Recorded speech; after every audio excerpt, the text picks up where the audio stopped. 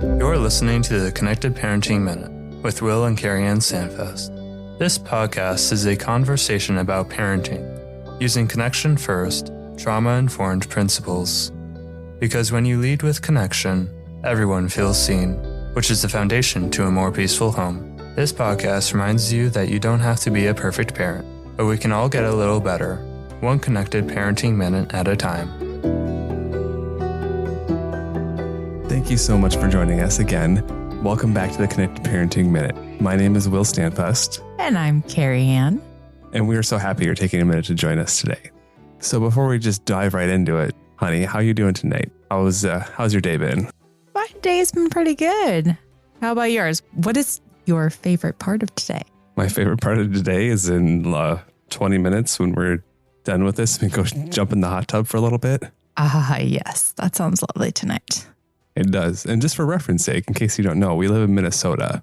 So it is currently, 10 degrees outside, 15? Something like that. Yeah. And we're going to go sit in a 102 degree hot tub and it's fabulous. 103, honey. 103. I don't know. But it's fun. It's something we enjoy. It's something we enjoy doing late at night and just kind of relax and talk and look at the stars. It's nice. It's a good way to connect with each other after working and connecting with our kids. Ooh. Oh. That was smooth. I like it. Smooth. So today on the podcast, we wanted to talk about this idea of how do I connect with my teenagers? I think it's something that a lot of parents struggle with, whether you have biological kids, foster, adoptive, kinship, whatever. Connecting with teenagers is not something that most parents are good at by default. No. And I think the first thing we have to address is kind of the elephant in the room is the mentality of teenagers. Well, before we dive right in. Okay. Let's just set the stage here. We currently have 8 forever children, and we've parented another 8 or 10 or something like that through foster care and international orphan hosting and stuff like that. 4 of our kids are currently teenagers. Next year, we have 2 more that become teenagers, and 1 actually ages out into the 20-somethings stage, which is going to be crazy to think we've got a 20-something-year-old. Exactly. So we figured at the most we will ever have 5 teenagers unless something changes with the number of forever kids in our house. Yeah, exactly. But we're not going to discuss that on the podcast. Yeah. So we've had a lot of experience around teens, with teens and whatever, and we certainly have not done things perfectly. Nope. You can ask our almost 20-something. I'm pretty sure he will gladly tell you all the things we've done wrong. All of the things we've done, because it's not 0. Poor kid. We keep telling him, buddy, you're the guinea pig. I'm sorry. You don't come with a manual when you're born for parenting. And so we're kind of just doing our best here.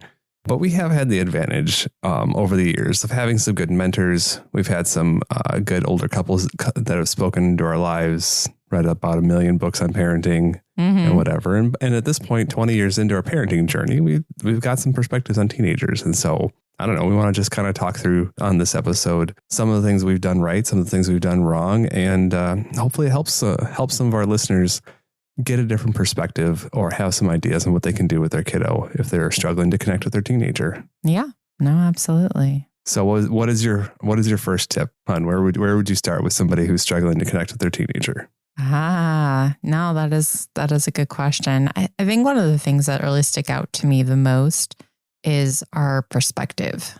Okay. Say more about that. Well, okay. So like I was kind of preluding to, some of the times we tend to have this like, teenagers, they're so difficult mentality. And think about it as an adult, like say you have blonde hair. Okay. And so every time you run into someone, they're like, those blonde hair people. At a certain point, you start going, why do I even want to interact with you? The very idea that we just base a whole like group of people age-wise, like our kids, into this group of like teenagers are so difficult. Teenagers are so moody. Teenagers this, teenagers that. It really just sets the stage for like looking for all the negative things about them. Mm-hmm. And I've found that, like you were saying, we had some really good mentors, and particularly that I can think of, they just love teens. And they were always talking about the fact that they love their teens. And they were so excited when their kids got to be older. Because I think that was a conversation we even had with that one couple. We were kind of teasing them when a couple of their kids were about to be teenagers and ours were still little bitties. And we're like, oh, you're going to have a bunch of teenagers next year. And she like looked at us totally serious. She's like, I love teens. I can't wait till I have more. I love hanging out with them. They're so much fun. And like, it struck a chord in me like, wow, I want to be like that. Like, that's awesome. Yeah, no, it really did. And I think from that point forward, I was just kind of like, yeah, teens are going to be good. You know, and it's hard because it depends on where you grow up or who you're around, or, you know, you tend to echo the things that you know. Mm-hmm. And so, you know, it's like looking and being intentional about that. I think the second thing we need to look at is our perspective towards the teens that we have. I think that really means is that we have to start looking at our children like people. I mean, that seems like super They're not people? obvious. What?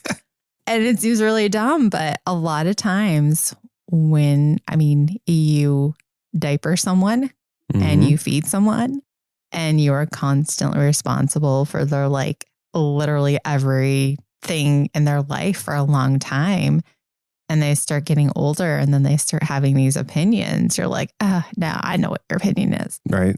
Well, it's so easy to dismiss because you like you said, somebody you've literally changed their diaper and like you've been in charge of making sure that they like are still breathing tomorrow for like over a decade. Right. And it's hard. You get in this mindset that this little person needs me to take care of everything. And it's probably easier if I just do it myself than if I let them do it, because it's going to take longer, or it's going to be a mess, or it's not going to be done right. Right. Right. I mean, that's the mindset we get into. No, and that's true. And then even when you think about it, of bringing like kiddos into your home as older kids, as teens, like through adoption or through foster care, a lot of times you assume that maybe they don't know as much as you think they should. And so you end up treating them that way too over time, just because you're like, well, I've got to teach you everything.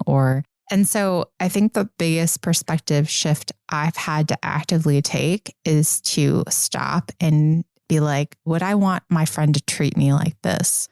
Because we've touched on in our personal conversation, the idea of, you know, we really need to have respect for our kids. I mean, like kids in general and our kids in general, but also more specifically, we have to be more intentional about it as our kids get into those teen years and as they get to be older, because we want them to want like our opinions and our thoughts on things. And so if we're not being respectful of them, or if they don't feel safe that, you know, we're going to listen to them and we're going to hear what they have to say and take them seriously, they're not going to want our opinions. Yeah, no, absolutely. And it's one of those things where when our child feels respected and feels heard, then they're more willing to hear. I mean, I think that kind of the heart of what you're saying, and, you know, and correct me if I'm wrong here, is that we need to shift the perspective that it's easy to look at our 12 or 13 or 14-year-old as a larger version of our 7-year-old, you know, and we need to shift our perspective that if we walked up to a 13-year-old at church, we would expect that they're able to handle some things, you know, and giving our own children that grace, even though we may not see it initially. Fundamentally, I think what you're saying there is that we need to see our kids as small adults, not just large babies. I think we need to see our kids as smaller adults that are growing and developing, and not as physically large babies that we have to take care of. No, I think that's really important. And, you know, I mean, we're talking about teens right now, but I think I'm trying to remember, there was a couple of years when I heard this and it just really made sense to me. The idea that when we start taking our kids' little things, what we consider to be little things, as important things, then when they get to those things that we think are important, they'll be willing to share those things more, you know? Yeah, absolutely. It goes all the way back down to, you know, little kids, but I think we're specifically trying to keep the topic on teens and not wander. That's the real answer. If we're being honest, how do you have a better relationship with your teenagers? You start when they're little, you know? And so the more you respect and listen to and develop a relationship with your littles, the easier it is when they're teenagers. Yeah. Now, that doesn't mean that all hope is lost. We've adopted teenagers, and we've had teenagers come into our home other ways, but like the relationship is still the key here. And so we're talking about perspective. And then I think another key foundational piece of a relationship is respect. Right? Because like the thing I always like to think of is, well, I'm an engineer, and this may shock people to know, but engineers know a lot, and they know that they know a lot. There's a few of us that might be like really certain of what we know and a little condescending. I don't know if you've ever run into an engineer like that. Certainly not me, but okay, maybe me sometimes.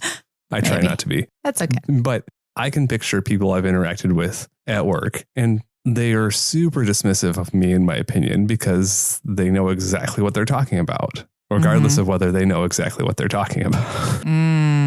You know, and so if we come across to our kiddos like that coworker, like a lot of us have that coworker where it's this guy who just talks down to you, or just does not listen to you, or is so sure of everything they know that, you're just kind of like, you kind of roll your eyes back and tune them out. It's like, do your kids kind of roll their eyes back and tune you out when you start telling them exactly what you know?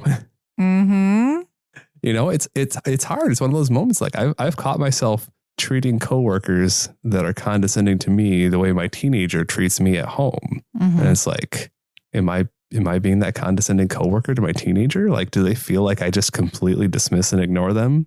And is that kind of where some of this relational struggles is coming from?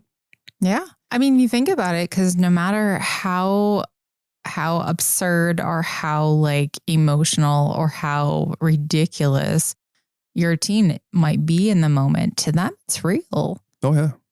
In that moment, how you react to that and how you take it seriously or not, or roll your eyes or just say, well, you're just being an emotional teenager. It's setting the precedent for how, their feelings should be treated by other people even. Like if we constantly dismiss them, then that's kind of be the norm. And we don't want that. We don't want that for our kids. Well, like you said earlier, would I allow my friend to treat me like this? Would they still be my friend? Yeah.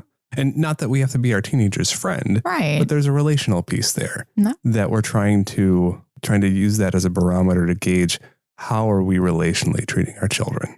Well, and I mean, eventually we want to be friends with our kids. We do. I mean, when they grow up and move out, eventually we would like them to come around for holidays and, see my grandbabies and all that stuff. And if they can't stand being around us when they're teenagers, that's going to be debatable. That doesn't magically fix itself when they turn into their 20s. Right. You'll find out that 20-year-olds are just bigger teenagers.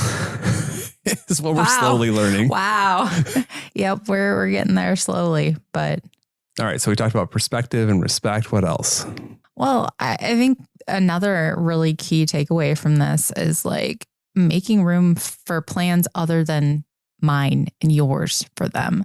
I think one thing that I've noticed even in talking with other parents is, parents have an idea of what they want their kids to do or grow in or accomplish. And I mean, not everybody. Now, I don't. I mean, but I do have expectations of how I think they should behave and how goals that they should have and things that they should do. Well, maybe what they should do in school. Right. What classes should they be taking, when they should be done?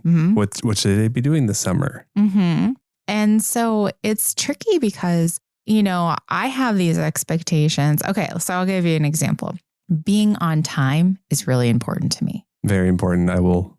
Yeah. He will vouch for this. I will vouch for that. So it's funny. If you knew me, it's very ironic, but being on time is really important. And so then seeing my kids leave for something, especially our drivers, and know that they physically do not have enough time to get from our house to the place that they're going drives me insane. I'm pretty sure they don't speed. I know that I did when I was that age, but I never sped ever. Yeah. I don't know what you're talking about. No, I will vouch. That is a lie.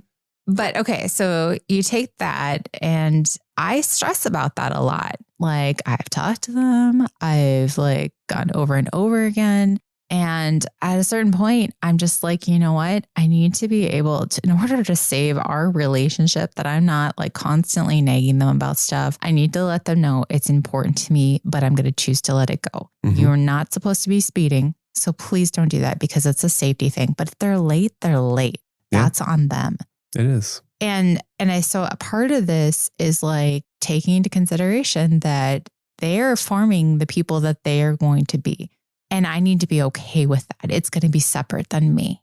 And it's going to be different than what I want for them necessarily. Like there are certain non-negotiables when we have teens and adults living in young adults living in our home. But we have conversations about that with them. And we ask for feedback on that. And this is a constant ongoing thing. And we're learning this. Sometimes I have to ask myself, well, what's the worst that's going to happen? Like we had a kid that schoolwork was a big deal. And I'm like, okay, stressing me out. Like you're not doing it like I think you should. But and occasionally his grades reflected that. Yeah. At a certain point though, I had to go, what's the worst that's going to happen? Like he's going to flunk a class. Now is that the end of the world? No.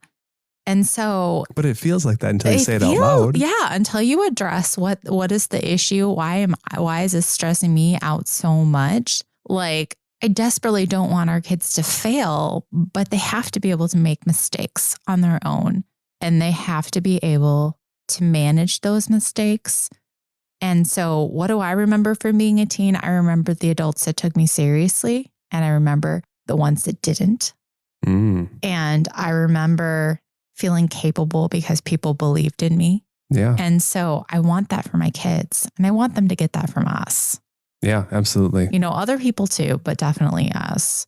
And so that brings us back to like really the other big takeaway is asking them what they need. Asking for their perspective, what they see as their struggles. Right. So say, for instance, the on time thing, if I come up to them and say, hey, this is really important to me. I'm going to stop, asking you about it all the time. But what do you need? Like, are you okay with that? With being late? Not in a condescending way, but like talking to them and honestly asking their opinion. If they're like, no, be like, okay, killing me slowly inside, but it will be okay because it's not as important to them as it is to me. And that's okay because we're different people. But if they're like, oh, I hate being late. I'm struggling with this so much. My response can be, well, what do you need? What can I help you with? Is there some way that I can help you set up a system so that you're in a good spot for this? Can we brainstorm some ideas? Can we use your phone for a timer? Whatever it is. Yeah, that's the stuff that a lot of us as parents want to do with our teenagers. We want to come alongside them and coach them and encourage them and get them to that place where we're partnering with them to help them be better. I think that comes down the road though. That comes from a place of they feel respected, they feel heard, they feel like you value them and you look at them in a positive light. And then you can get to the place where you can coach and encourage and come alongside them. Yeah. And I think it's about having those conversations over and over and not in a condescending way again, but like helping them reflect on what it is that they need and what it is that they struggle with on their own terms, because that's a life skill is be able to look at yourself and say, hey, I'm wrestling with this. I wonder why. Yeah. And it's a good thing for us to model as we talk to them too. All right. So I think that was a lot of good stuff. So let's do a quick wrap up. And what are like the 3 big takeaways out of how to connect with our teenagers? When you're struggling to connect, when you're struggling to have a relationship, what are the 3 things you want people to remember? I think the first one is changing your perspective, making sure that you're looking at them with respect. Make room for plans other than your own for them. Look at what they might want out of their life and start taking that seriously. And then be asking them, prompting them, what do they need? Like not only from you, but what do they need to succeed for themselves? Kind of prompting that self-reflection piece. Yeah, no, that's really good. Thanks for those thoughts. And I enjoy having these conversations with you. Absolutely. On our next episode, we'll go into part 2 of this topic where we can talk more about, okay, so now your teen feels respected and heard and can talk to you and stuff like that. Now what? Now what do you do to have a better relationship with your teens? Yeah, definitely. That'll be fun. It's my favorite part. It's having fun with your teens. Yeah, absolutely. So thank you so much for taking some time and listening to the podcast. We're here to remind you that you don't have to be a perfect parent, but we can all get a little bit better, one connected minute at a time. Thank you so much for listening to my mom and dad's podcast. I hope you feel really inspired today, and remember to subscribe for the next episode. For more parenting tips or to connect with us, check out the Connected Parenting Minute on YouTube, Instagram, and Facebook. Or you can send us an email using connectedparentingminute@gmail.com.